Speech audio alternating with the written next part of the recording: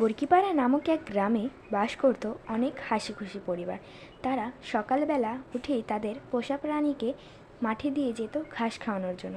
সেই গ্রামে বাস করত এক ভদ্র ও সুন্দর মেয়ে, তার নাম ছিল মিষ্টি। সবাই তাকে খুবই খুবই খুবই আদর করত। একদিন সকালে সে তার বাবাকে ডাকতে থাকে। বাবা, বাবা, ও বাবা, তুমি কোথায় গো? তুমি এখনো ঘুমাচ্ছ? ও বাবা, উঠো না, তোমাকে দিয়ে কোনো কাজ হবে না। যাই, আমি যে মাকেই ডাকি, তোমাকে দিয়ে আর কিচ্ছু হবে না। দেখ, ভালো লাগে না সবসময় ঘুমায়।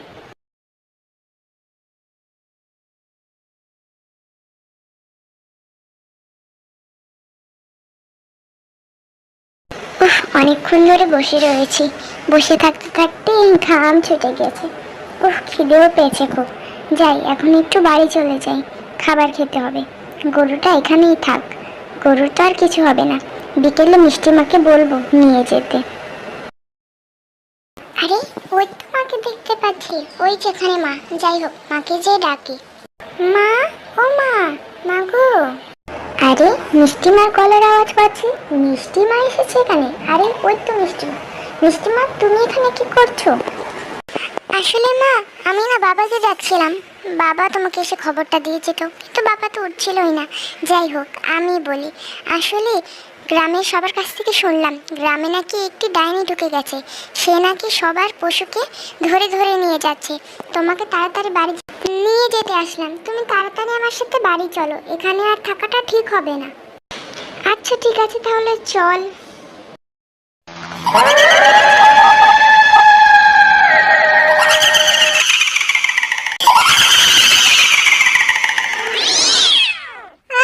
এই কি শুন, আমি নাকি ডাইনি টাইনি ঢুকে গেছে। হ্যাঁ, তাই তো শুনলাম গ্রামে কি ঢুকে গেছে ডাইনি। নিয়ে যাচ্ছে, ডাইনিদের ধরে নিয়ে যাচ্ছে নাগিন মার কাছে যাবো। কিন্তু নাগিন মার কাছে যাওয়ার তো আমাদের কারোই সাহস নেই, ওই মিষ্টি মায়ের ছাড়া। এই শোনো, তাহলে চলো আমরা যেয়ে মিষ্টি মাকে বলি নাগিন মার কাছে যেতে। হ্যাঁ হ্যাঁ, চলো তাহলে চলো। ও মিষ্টি মায়ের মা, মিষ্টি মায়ের মা, বাইরে আসো গো। কি আসলে গো এই গরিবের ঘরে এই সময়?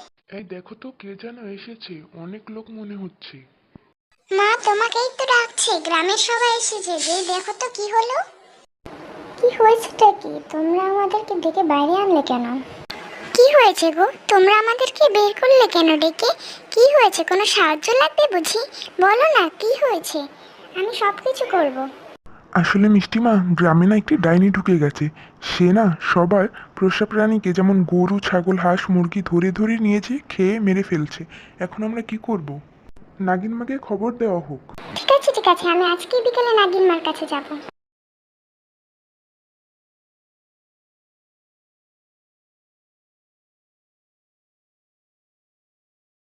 নাগিন মা, নাগিন মা, ও নাগিন মা, একটু বাইরে আসুন না, খুব জরুরি কথা আছে। কে রে? আরে, মিষ্টি মা যে। কি হয়েছে মা? তুমি এখন এই সময়, কি দরকার হয়েছে কোনো? হ্যাঁ নাগিন মা, আমাদের গ্রামে একটা ডাইনি ঢুকে পড়েছে। কি বলছো কি? হ্যাঁ নাগিন মা, এখন আমরা কি করব? ডাইনিটাকে আমি শেষ করে দেব, তোমরা নিশ্চিন্তে থাকো। আচ্ছা নাগিন মা, তাহলে আমি আসি।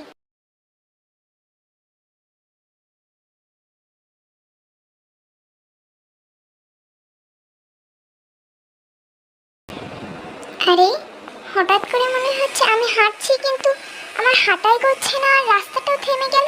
এরকম কেন মনে হচ্ছে? যেন পিছন থেকে কেউ আমায় ডাকছে। পেছনে দেখি, আরে পেছনে তো কেউ নেই, তাহলে এরকম হচ্ছে কেন? আরে, এটা আমার উপরে কি? বাঁচাও, বাঁচাও! হি, হি, হা, হা, হা!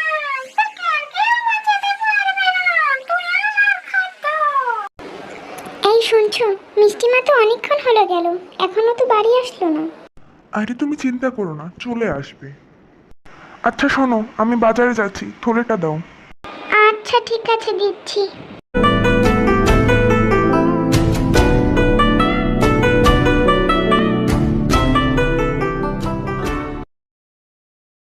নাকি নাকি বাইরে আসো, তাড়াতাড়ি আসো। কি হয়েছে? গ্রামের সবাই এই অসময় আমার এই আস্তানায় কি হয়েছেটা কি? নাগিন মা, কালকে আমার মেয়ে আপনার কাছে এসেছিল ডাইনির কথা বলতে। ও এখনো বাড়ি যায়নি। আমরা কি করবো কিচ্ছু বুঝতে পারছি না। কি বলছিস কি? মিষ্টি এখন বাড়ি যায়নি? আচ্ছা, আমি কি করা যায় দেখছি।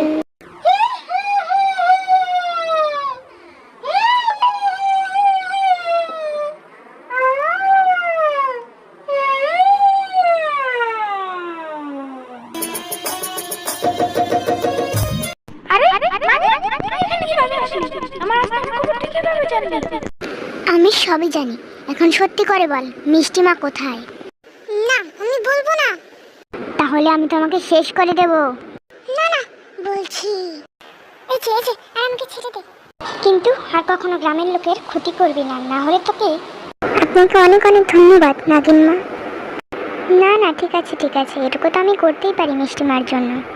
হ্যাঁ হ্যাঁ, নাগিন মা থাকলে তো মিষ্টি মার আজকে বাঁচানোই যেত না। ওই ডাইনি বুড়িটাকেও শেষ করা হয়েছে। আমরা এখন মুক্ত। ধন্যবাদ নাগিন মা।